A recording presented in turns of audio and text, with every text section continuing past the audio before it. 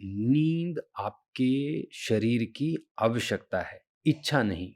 आप सोचो एक गाड़ी है, उस गाड़ी का एक समय होता है कि आप इसे 1 महीने से लेके 6 महीना चलाएँ और उसके बाद इसे सर्विस के लिए भेजें। साल पूरा हो गया लेकिन अभी तक आपने इस गाड़ी को सर्विस के लिए नहीं भेजा। अब सोचो इसकी आयु कितनी होगी? आप यदि अपने शरीर को विश्राम नहीं दोगे तो फिर शरीर के अंगों का ओवर यूज होगा। नींद ऐसी लेनी है जो आपके शरीर को पूरी तरह शांत करे। प्रणाम। आपके लिए और आपके सभी प्रियों के लिए बहुत प्रार्थना है। आज का प्रश्न हमने लिया है नींद को लेके। कैसे हम नींद को समझें और किस प्रकार हम अपनी नींद को तैयार करें। फिर एक और बात जो हमने पहले भी उसके ऊपर चर्चा की थी कि सही समय क्या हो नींद के लिए। तो शुरुआत करते हैं आपके सही समय को लेके।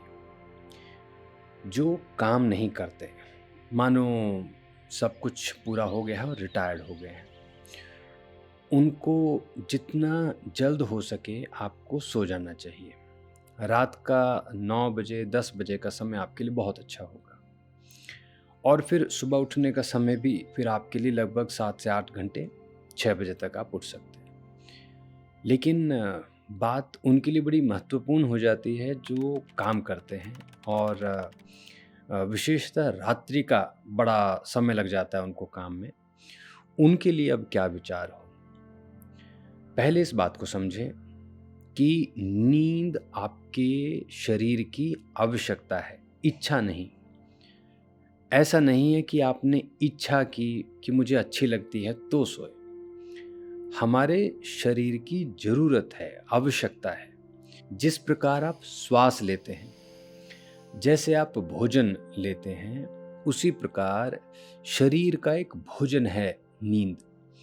तो यदि आपने सही तरीके का भोजन नहीं दिया, शरीर को निद्रा रूपी भोजन नहीं दिया, तो आपका शरीर पूरी तरह से नष्ट हो सकता है। तो जो काम करते हैं और देर रात्रि तक लगे रहते हैं अपने काम में, आपको अब समझना होगा कि पहले तो मानो अगर आप 10 बज रहे हैं, 11 बज रहे हैं और 12 बज जा रहे हैं सोते-सोते, आपको सुबह सूर्य उदय के साथ उठना ही होगा। तो पहले तो ये कुछ समय आपका कम हो जाएगा, 5-6 घंटे। लेकिन जो बचा समय है 2-3 घंटे का, जो आपको अवश्य देना चाहिए शरीर को, उसके लिए आप दोपहर का समय चुन सकते हैं। पर फिर याद रखो ये उन्हीं के लिए है जो बहुत काम करते हैं और देर रात तक काम करते हैं। उनको 2 भाग बनाने पड़ेंगे अपनी नींद को पूरा करने के लिए। यह भी उपाय तभी है जब आप ऐसी स्थिति में हैं कि कुछ और नहीं कर सकते। तो यहाँ पर हमें दवाई रूप में लेना पड़ेगा नींद को। एक भाग आप रात्रि का ले लो 5 से 6 घंटे का और एक भाग आप दोपहर का ले लो 1.5-2 घंटे का, जैसा भी आपको समय मिलता है। तो यहाँ पर हमें पहले तो समय की समझ हो जाए। कई बार ऐसा भी विचार आता है कि दोपहर को नहीं सोना चाहिए, आपको आफ्टरनून में नहीं अपना जो भी नैप वगैरह नहीं लेनी चाहिए। तो इसमें फिर याद रखें, क्योंकि आप काम करते हैं, शरीर का उपयोग हो रहा है, शरीर के अंगों का उपयोग हो रहा है, उनको आराम की आवश्यकता है।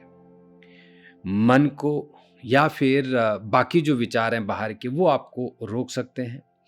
लेकिन आपके अंगों को जो आपने विश्राम देना है, यदि आपने नहीं दिया, तो थोड़ा जब आपकी उम्र बढ़ेगी, आपका शरीर बिना किसी कारण के ही कमज़ोर हो जाएगा। आपकी शरीर की शक्ति वो भी बिना किसी कारण के समाप्त हो जाएगी। तो ऐसा क्यों होता है? आप सोचो एक गाड़ी है, उस गाड़ी का एक समय होता है कि आप इसे 1 महीने से लेके 6 महीना चलाएँ और उसके बाद इसे सर्विस के लिए भेजें। लेकिन आप क्या कर रहे हैं? इस गाड़ी को चला रहे हैं, 6 महीने पूरे हुए, 7 महीने, 8 महीने, 9 महीने, साल पूरा हो गया, लेकिन अभी तक आपने इस गाड़ी को सर्विस के लिए नहीं भेजा। अब सोचो इसकी आयु कितनी होगी? कितना समय और गाड़ी चलेगी? क्या कारण हुआ? जो कलपुर्जे हैं, जो इसके जितना भी बाकी जो मशीनरी है गाड़ी की, वो ओवर यूज़ हो गई। आप यदि अपने शरीर को विश्राम नहीं दोगे, तो फिर शरीर के अंगों का ओवर यूज़ होगा और ये ओवर यूज़ आपके लिए बहुत हानिकारक है। तो इस बात को समझते हुए आपको अपनी नींद प्लान करनी चाहिए, अपने स्लीप की पैटर्न को तैयार करना चाहिए। अब थोड़ा-सा और इसमें विचार करो। नींद ऐसी लेनी है जो आपके शरीर को पूरी तरह शांत करे। अब इसका क्या अर्थ हुआ? आपने जैसे ही अपने दिन को समाप्त किया, सोने लगे आप, तो आपने ऐसी स्थिति पैदा करनी है कि मन व्यथित ना हो, चिंतित ना हो। रात को सोते समय आप कोई नेगेटिव विचार लेके ना सोएं, कोई नकारात्मक सोच ना रखी हो या फिर डर ना हो, कोई भय ना हो।